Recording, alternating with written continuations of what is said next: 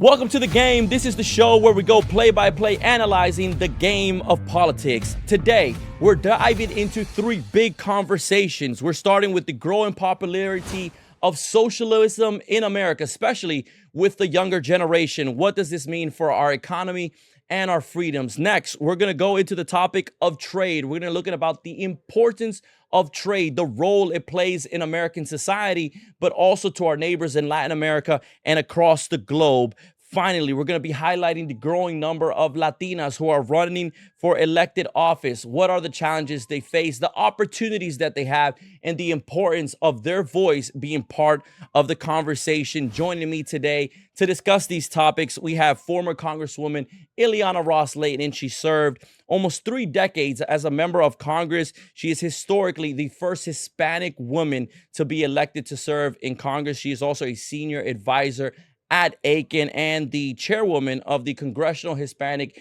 Leadership Institute. Congresswoman, thank you for joining us today. Well, Wadi, it is such a pleasure. Like I say, it's a real honor to be here. And that was the one time you call me Congresswoman. From now on, you got to call me Illy or Ileana. And I've known you since you were just a little guy, and now you're a big shot podcaster, and you got this recording studio in Edgewater in Miami. It's really impressive. It's great to see young people prosper, and there are a lot of good opportunities under capitalism, under free market systems, not under socialism. So I like these topics that we're going to touch on. Very good topics.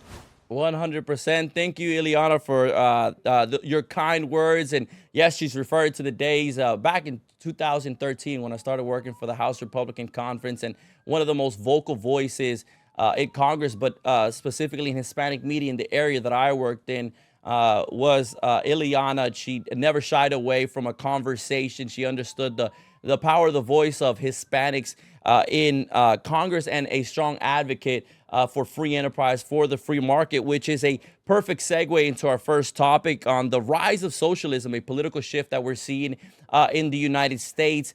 Statistics and polls show that especially younger Americans from the ages of 18 to 29 have a favorable view of socialism. And we're also seeing the rise of candidates like in New York City, mayoral candidate Zohran Mamdani, who is possibly going to win. All signs point that he's going to win the election in November in New York City, which will be a big milestone for those who view the party of democratic socialism on the rise. Ileana, I want to start with you with the simple question of what do you believe is the root cause of this rising of popularity of socialism? Well, it is really remarkable, especially for those of us who have lived under that kind of government. You know, there's a lot of confusion. Socialism, communism, whatever you want to call it, it's a system where the government assumes more control over areas where usually small businesses or private enterprise would be involved in. Mamdani saying, they're going to have city-owned bodegas, and those are small businesses owned by private folks, and people have a romantic vision, especially young people, of what socialism or democratic socialism, as Bernie Sanders calls it in AOC and Mamdani, or communism. I was born in Cuba. My parents and I had to flee the communist government of the Castro regime when I was only 8 years old. So I am as American as apple pie. This is my home. But my parents and I, we never forgot what we left behind. And they always fought for freedom, for democracy, for human rights in any way that we could here in this land of opportunity that welcomed us in. And so my parents and I, we did not have this romantic vision of what socialism can be. I understand that young people have this fantasy that look, the world is harsh. Jobs are hard to come by. They're not making enough money. Their health insurance costs are through the roof. They're looking for affordable housing that they can't find, and so they want a panacea. They want somebody to wave a magic wand and make all of those problems go away. And that's what these candidates are doing, like AOC, like Bernie Sanders, and the mayoral candidate. I hope he doesn't win, but you're right. It looks like he might. I never thought that I would be saying God, I hope Cuomo wins. That Hmm. those words cannot come out of my mouth because he was awful. But compared to a more awful candidate, I hope that he does win. But it's because the high cost of living. It's because we haven't been doing a good enough job to bring down costs, to make affordability a real a problem solver for today's young people. So they're looking for a way out. And any candidate that promises them the moon, they're going to vote for. And that's how we got stuck with Fidel Castro, Raul Castro, Diaz Canel in Hmm. Cuba. That's why we have Maduro in Venezuela. That's why we have Ortega in Nicaragua. They promised everybody everything free, and there's no private enterprise in those countries. So what do you have? You have people fleeing those countries, people who Hmm. know what Cuba is like, what socialism is, whatever kind of fancy name you want to call it. It's the kind of government where government assumes more control that free enterprise used to do, almost the elimination of small businesses. The only small businesses that are allowed to operate in those countries are the ones who are in business with the regime, because they do not stand anyone to say anything that's out of favor with the regime. So I know what these governments are like, and it's all a ruse. It's a fabrication. It's a dream that turns into a nightmare. And Wadi, you know it very well. You know it in the community where you're living and working. We are filled with people who understand the realities of what Hmm. these dreams are like. I don't blame people for thinking that there's a better way, and that this kind of government can favor them, because they see a system that favors the rich and that punishes the poor. I don't think that that's true, but I can see why someone would come to that conclusion. But what I don't agree with is that this kind of this alternative is going to give them the results that they all want. We want college to be more affordable. We want healthcare to be more affordable. We want housing to be more affordable. We want groceries and gas to be more affordable. You name it. Hmm. Prices are through the roof, and our salaries are not keeping up with them. I understand, but that is not the answer. And New Yorkers are going to find out. Yeah, and it's your points are spot on and a reflection to some of the findings for the polling, where a significant amount of the people's polled did not actually have a clear description of what socialism was. What they did was just favor the general ideas of more prosperity, sort of equality. They mentioned that they were facing economic hurdles, affordability when it came to housing, when it came to education. So it seems that these younger generations, it's just they're trying to look for ideas to solve that the issues that they believe they're facing. One of my favorite quotes is that in the absence of good ideas, bad ideas begin to elevate. And so it's possible. I That want to is a great ask you, quote. Yeah.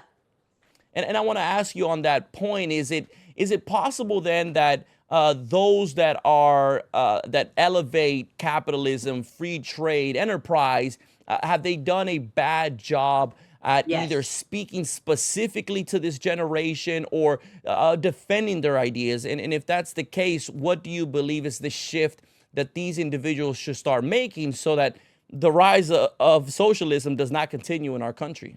Absolutely. The fault is in us. The fault is in public officials, elected officials, who are not doing a good enough job in communicating one system over another. The benefits, the pros and cons. Families are not discussing it in their dinner conversations, and so young people are exposed to the dogma and the dream, and we have to, it's up to us, it's up to elected officials and those of us former elected officials to be an ambassador for free enterprise, for be an unabashed admirer of the capitalist system. And I truly am, because my parents left everything behind, came here to the United States. They started their own business after many years of hard work and taking buses to Miami Beach hotels and working in cafeterias and picking up people's dirty laundries. I mean, they did some tough jobs, but they taught me there's dignity in all work, and finally saved enough money, started their own business, And that's when we started to really breathe and get ahead. So small businesses, having your own business, we have to create an environment in young people where they see that as a way to better their future, to better their environment, not through socialism, but through capitalism. Free enterprise, where you have an equal opportunity, not an equal outcome, but an equal opportunity to get ahead. Why it's beneficial for our country to have free trade that is fair trade, to have a capitalist system that rewards hard work, that rewards everyone getting ahead. It is a community. And the problem is that we've been selling this, that capitalism is so selfish and socialism is a community. And young people want to Mm, feel part of a community. Young people want to be part of a greater enterprise. They're very idealistic, and we should not lose that. And I think that we can sell this idea of capitalism because it works. It truly mhm, works, and it does create a level playing field, and it helps everybody get ahead. And one of the bills that I passed in the legislature when I was in Tallahassee serving with my husband was Americanism versus communism, and it was a mandated mm, course. And they have a version of that today in today's schools, and we need to teach that. I'm very proud of the Adam Smith Center that they have at my alma mater, Florida International University. That's about Adam Smith. He's about free enterprise, and he's about a free market and the capitalist system. And so we're unabashedly admirers of the capitalist system. And it takes you to be a person living in Venezuela, in Cuba and Nicaragua. And I don't wish that upon people because it's a harsh mhm. system. But that's how you learn, these dreams that I've been sold. Um, it's not good because I can't determine my own future. I don't control my future. I don't control my environment. The government is in charge of all of these levers. And I think freedom, economic freedom, free trade, free enterprise, the word free is in all of those phrases. And that's the advantage that the United States has over many countries. And we are an exceptional country, and we should not Mhm, shy away from it. And that's why the groups that you're associated with, Chile, the Congressional Hispanic Leadership Institute, that I'm so proud to chair, we celebrate diversity of thought, not just mhm, diversity of other things that we value. And Libre, the Libre Institute. Wow, you guys uh, really talk about why capitalism works, mhm, why we need to be ambassadors for free trade and fair trade and economic freedom, and why Adam Smith was correct. Maybe he was wrong about a few things, but people should look him up. What does Adam Smith stand for? Wasn't right about mhm. everything, but the main gist is that freedom, economic freedom, is the basis of our success as a wonderful country. Yeah, freedom drives progress for sure. What role, in your opinion, do Latinos play in this conversation? You've mentioned how we lean into entrepreneurship at a very high rate. We're starting small businesses. We also come from nations like you've mentioned, Nicaragua, Venezuela, Cuba, or even places where maybe there wasn't a communist regime, but they saw the corruption of big government. Places like Honduras, where my parents are from. Yeah. But we're now here in the United States, a country that has offered us an opportunity to thrive, to build our own future, where el sudor, la gota de nuestro sudor vale dinero here Yeah, in this the country. sweat off So, our what brows. role, yeah, the sweat of our brows, what role then do you believe Latinos play when it comes to this discussion, this maybe kind of tug of war that we're having right now in the United States, of sort of socialism versus capitalism? Well, that's a very interesting and complex question. I'll give you a simple answer. There is in the mindset of most Americans, and I'm saying generalizations, they Mhm, have a feeling that every Hispanic is Cesar Chavez. A person who's working in the farm fields and is struggling and got that could be. And by the way, I know Cesar Chavez is not looked upon very favorably by conservatives, but he was an honorable man who was doing an incredible drive to get better treatment for farm workers. So hats off to him. I don't agree with everything that he espoused, but I understand uh, that what he was doing was a noble goal. But most mhm, Americans think that every Hispanic is Cesar Chavez, And that's not true. Hispanics are folks, by and large, who want to own their small business, who want to build a better world, a better community, a better environment for their children. They want their kids to learn English. They want their kids to succeed. They want their kids to have high skilled jobs, good paying jobs. They see a future in free enterprise. They see a future in owning your own business, and it's honorable work being a farm worker. No problem with that. And my parents did a lot of tough jobs, like I said, when they were trying to provide for a better life for my brother and for me. But they left socialism behind in Cuba, and they started their own business. Like I said, they became successful, but it was hard work. I know I was Mm, never involved in student government or after school activities. Why? Because I would go to school like my brother at Southwest Miami High School, go Eagles. And then after school, what would we do? We would work in our family's business. We would ship airplane parts and car parts to Latin America. So that's what we did. And Saturdays and Sundays, we helped our parents with their business.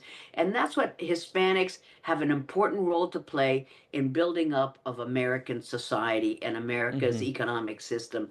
And what most people think is Hispanics care about only about immigration. They only care about this and that. And Hispanics are very liberal, and they're always voting Democrat. And I think that we've seen in the latest elections, we've seen that shift. Mhm. Because Hispanics are voting in a more conservative way, and economics is driving a lot of that. And yes, we're concerned about immigration, but what we want is a better opportunity and a better life for our children. That's what you want as a young person. I'm a grandmother, una abuela con 9 nietos. I've got nine grandkids, and from almost college age to 3 years old. And I'm thinking, what kind of society will they have? Will we be able to afford college? And I'm working now for my grandkids, Waddy, because I'm old enough. I'm older than dirt. I'm old enough to retire. But why do I work? Because I want to make sure that we have college education for our grandkids. So every day that I Mm. work is money that we're saving for our grandkids. We want a better future for my grandkids, and I know that socialism is not the way to get there. So Latinos, Hispanics, we're not, we're difficult to pigeonhole. We used to pigeonhole them like, oh, we're all this or we're all that. No, we're everywhere. We're everywhere, and we've got from very liberal to very conservative. You just can't put us in a box. And I think that's a great misconception that most Americans have of Latinos. They think it's one size fits all. We come from every size, shape, color, Mhm. and viewpoint. Yeah, we're a very unique community with unique backgrounds and unique and diverse way of thinking. So, any elected official trying to, gain the support of Latinos either for specific policies or either for elections has to understand that there should be a tailored approach to our community that can vary from Florida, Texas, to Arizona. Ileana, I do want to shift over now to the topic of trade, and it's a topic that has been front and center this year. But in any conversation, when it comes to how do we drive prosperity in communities, how we drive prosperity in our nation and the globe, the topic of trade is going to be part of the conversation. You recently published an op-ed where it drove the point that trade isn't just an abstract policy, but it's really something that shapes the livelihood of families, workers, and entrepreneurs across the country and across the continent. So I want to open up, and you mentioned earlier, you talked about the American dream, how you fled Cuba, and here in the United States, you've been able to reach the American dream, and how your personal story has shaped a lot of your perspectives when it comes to trade. And when you think of the road of freedom and prosperity, what would you say is the role of trade in America? That's an excellent question as well, Wadi. Thank you for really well researched and terrific questions. My answers are not as eloquent as your questions, but I'm going to try. Free trade is the driving force of America's greatness, economic greatness, and and I don't see much movement in trade in Congress now, in the House and in the Senate. You know, when I was there, speaking like an old timer, every few months we were doing another trade deal, whether it was with Mm. Asia, with Latin America, with Europe. I mean, literally, we had a very active trade, robust trade agenda through all of the administrations. It's not just Republicans, Democrats as well, because stereotypically you think, oh, Republicans favor trade and Democrats don't, and they favor unions, and that's not really true. That's stereotypical. But uh, so in both administrations, Republican and Democrats, we had many trade deals, and I was very involved with all of Mm-hmm. those. But now we're talking about tariffs, and a tariff is really a tax on the American consumer. I'm not a believer in tariff being the definition of America's economic greatness. I hope that we get back to a trade agenda because trade with democratic allies. I'm not interested in trading with Cuba, Venezuela, or Nicaragua, or Mm-hmm. any regime that doesn't value freedom, human rights, and the dignity of every person. So free trade with our allies, with democratic countries, strengthens America's future. It's good for our economic bottom line. It's good for us, for national security. It's good for the bottom line, and it's good for America's future. So free trade, I'm a firm believer in free trade. That's another good Adam Smith Mm-hmm. philosophy, and I hope that I'm proud to be a Republican. And I know this is a bipartisan show, but I hope that the Republicans will once again embrace trade and see trade as a positive driver of our national security interests because they are wedded. National security and trade are very important, relevant factors, and there's a great relationship between them. But right now, we're talking about tariffs and imposing these taxes on our allies. Really, uh, Mm-hmm. it doesn't benefit us to put these tariffs. We want American to grow, soybeans, and we want us to manufacture everything here in the U.S. I'm not against that, but I don't think that we're going to be able to do that by imposing tariffs on other countries. Let's find a better way, and trade is the way to do it. Yeah, very much so, and that's part of the conversation that I know you at Aiken hosted an event with the Congressional Hispanic Leadership Institute, a trade symposium, where several folks who are stakeholders in this topic were present, having panels. If I'm not mistaken, there was also some remarks from folks from the OAE when it comes to trade specifically.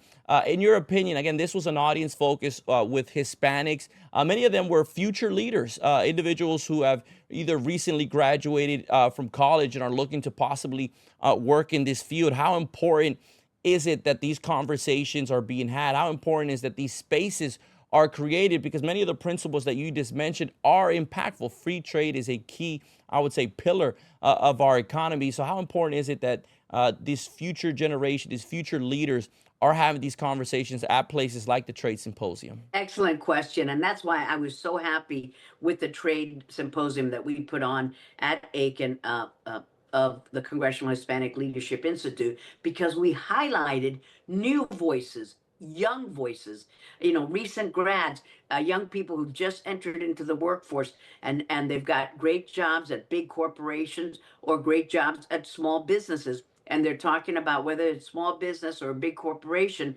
why trade Mm-hmm. is an important factor in the economic growth of their companies.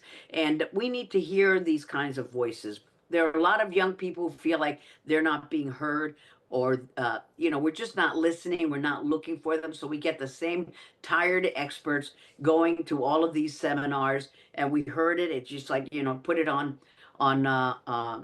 record, hit, play. Mm-hmm. We heard it. We're looking for young people, new voices. You don't have to agree with us. We'd love diverse views. That's what Chile's about. Like I said, diversity in thought, and we want more conservative voices out there talking about why free trade is important, why socialism is a problem, why Hispanics are not just interested in immigration, and we're interested in Mm-hmm. everyday topics and making our life more affordable, and why we think that the United States is an exceptional nation. those are my themes, those are my mantras, and Hmm. that's what we're trying to do in Chile. I was very happy with the kind of audience questions that we got. People were really revved up about it because they were new voices. And you, Wadi, Yeah. you're a part of that new generation. Maybe you consider yourself an old guy already, but to me, you're still part of that new generation. When I knew you, many years ago in the GOP conference, where you were our voice, and we were blessed to have you be the voice for the GOP conference. And we need people like you to be talking about today's agenda and to appeal to young people so that they don't go the route of false promises and this utopia that doesn't exist of socialism. And that's something we need to watch out for. And the Hispanic community, we know better because we know these examples. We've lived it, Hmm. and we know that this is not the right way. It's such an essential conversation and a perfect segue to our last topic. We're going to be having a conversation of Latinas in power, the push for representation. And Ileana, I know this is a topic that's close to heart to you, not only because you broke that initial barrier of being the first Hispanic, the first Hispanic Latina to serve in Congress to reach that milestone, but from what I've heard, you're also part of the conversation when it comes to pushing and encouraging other Hispanic women to join not just campaigns at the federal level when it comes to running for Congress, but also at local, everything from your state legislator to mayors. And we have seen a rise. We have seen the numbers move in that direction. So I wanted to ask you more on the personal side to begin this conversation is, can you kind of walk us through your experience in this place? You started off at the state legislature, if I'm not mistaken, then went on to Congress. What were some of the either barriers or opportunities that you saw when you think back of your trajectory? Well, politics for sure can be brutal. There's no doubt about it. But it can really be a blessing and it can really be a lot of Hmm. fun. People don't associate politics and running for office with fun. Of course, it's big ideas and you do it for a cause. But yeah, I was the first Hispanic woman in the Florida House and the Florida Senate and in Congress. I didn't even know I was going to be the first Hispanic woman. In an interview with the Today Show, Katie Couric said, "How does it feel to be the first Hispanic woman?" Because the word Latina was not used then. This was Hmm. 1982, and I said, "Well, Katie, Katie, as if I know her. Katie, I don't know if I don't think I'm the first Hispanic woman, but what a pleasure and an honor to be in Congress." She goes, "Oh, no, no, we've done the research. You are the first Hispanic woman. So, Wadi, when I die, but I have to die first, there's going to be a portrait of me. I won't be able to see it." Uh, as the first Hispanic woman. There's a great portrait of Shirley Chisholm as the first Black woman, a remarkable Hmm. portrait in the Capitol. There's a portrait of Patsy Mink, the first Asian American woman. And the House historian told me, Congresswoman, you'll have a portrait here as the first Hispanic Wow. woman. I said, great. Can I choose the artist? She goes, oh, no, no. You have to die. You have to be dead. So there I go. I'm not in a hurry to see that portrait. Not at all. But you'll tell me. You'll communicate. I hope I'm in heaven and not in hell. But I'll be glad that my grandkids will be able to see it. But it's important for Hispanics, Hispanic women especially, to be active in organizations and communities so Hmm. that they can get ahead and run for office. I'm proud to chair another organization called Running Start. And we just had a resilience summit this week here in Washington, D.C. And that prepares young women to run for office. And they go through a training program, Wadi, where we teach them how to do a campaign speech, how to put together a platform, and they rehearse and then they do it in front of a crowd, and there's an election, and so we elect somebody to be president of the Running Start class of whatever year this is. I don't know. And we just had it this week, and they were really remarkable young women, and we prepare them to run for office. They're college age young ladies, and we're trying to get more Hispanics, more blacks, more minorities to be part of this program because we want diversities Hmm. of ethnic groups, but diversity of thought as well. So it's tough because women are used to raising money for the Red Cross or for their PTA, but they're not used to saying, "Hey, vote for me. I need your money Mm, too. Can you donate to my campaign?" And it's a very male-dominated field. There are a lot of women elected at the local level, at the school board level, but not as many who are getting elected to Congress. There are many Republican women who are running, but they get eliminated in the primary, Wadi. So I mm, think our party, Republican Party, needs to do a better job of helping women in Republican primaries. That means that we're going to pick winners and losers. Well, maybe we give a little bit of money to everybody, but it's going to really help the Republican woman win the primary, because that's where he gets shut out. The man wins the primary and then goes on to win the general. So we need to do a better job of recruiting women and helping them with their campaigns. The Democrats have Emily's List, that's a pro-abortion group, but it's early money is like yeast; it rises, and it's very mm. smart because they help women in primaries. That's the Democratic group, and we need the equivalent of it in the Republicans. We have good groups like View Pack and Main Street, so they're trying to do it, but not to the high level and the sophistication of Emily's List. So we need to do a better job of getting that diversity of thought in Republican primaries for more women to win. It does sound like there is work ahead to do in this space. And I want to ask, beyond the numbers, what does it mean for the next generation of Hispanic women to see Hispanic women in office? And second, if I can add a second part to that question, is how important is it for Hispanic women to be part of the conversation once elected into office when it comes to shaping policy? So, what does this mean for future generations of Hispanic women seeing Hispanic women in office, and how important it is for Hispanic women to be part of the conversation once they are in elected office? Very important, Wadi. Excellent. Another excellent question. Representation matters. We just finished Hispanic Heritage Month, which runs for mid-September to mid-October. And I go to bookstores and I see their array of books about Hispanics. And many kids in school, my grandkids, have to do school reports about Hispanic women. And I'm glad that they interview me, but I see the representation and I'm thinking they're all Democrats, they're all liberals. Wonderful, hats off to you that you succeeded. But where are the conservative women? Where are the Republican women? Mm, Representation matters, and so we don't want kids to be growing up in an educational environment where they see, oh, okay, so to be a successful Hispanic woman, I've got to be a liberal and I've got to be a Democrat. mm, And they're not thinking that actually, but it's a subliminal message. If your role models are all Democrats, Hispanic, liberals, then you're going to think, okay, this to be a successful Hispanic woman, that's what I have to espouse, and that's what I have to believe, and that's what I have to be putting in my campaign material. We need to encourage everybody. Democrat, liberals, great, run.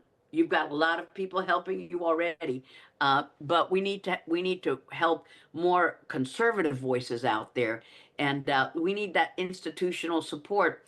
And I want next year for Hispanic Heritage Month to have an array of folks listed as also representing the Hispanic community, and they will be conservative. And I want to see those. I want to see those faces.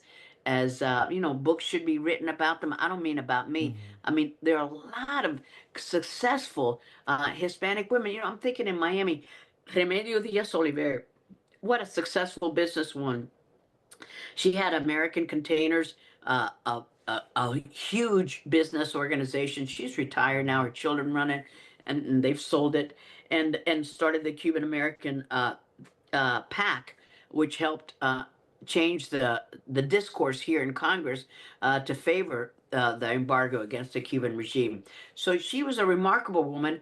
A book should be written about Remedio Diaz Oliver, mm. and there's so many women whose stories should inspire more books. So I hope that I see that array of books next year about Hispanic conservative women. whatever party Hmm. they belong to, but women who believe in freedom, human rights, free enterprise, free trade, and small businesses as a way of getting ahead. I want to see a change in the way that American society sees Hispanics and especially Hispanic women. Yeah, it's such an important sentiment and something that's going to help not just that American society change their perspective, but I think even within inside the Hispanic community, as we see these elected officials, these entrepreneurs, these hardworking individuals, and their stories are told. I think the idea of seeing these books, even movies and shows that represent the role that Hispanics are playing in American society is so essential. I do want to thank Congresswoman Ileana Ros-Lehtinen for joining us today, Wadi, talking thank about key you. topics. Thank you for being on the show, Congresswoman Ileana. It was a pleasure to Ileana, have you thank on. you. Wadi, I'm so proud of you. You really are. Como dijo nuestro apóstol José Martí, los niños son la esperanza del mundo. The youth of today, they're the promise of tomorrow. So thank you, Wadi. You make us proud. Te quiero. Thank you very much. And thank you for our audience. Again, this has been The Game, the show where we go play by play, analyzing the game of politics. We'll see you here next time.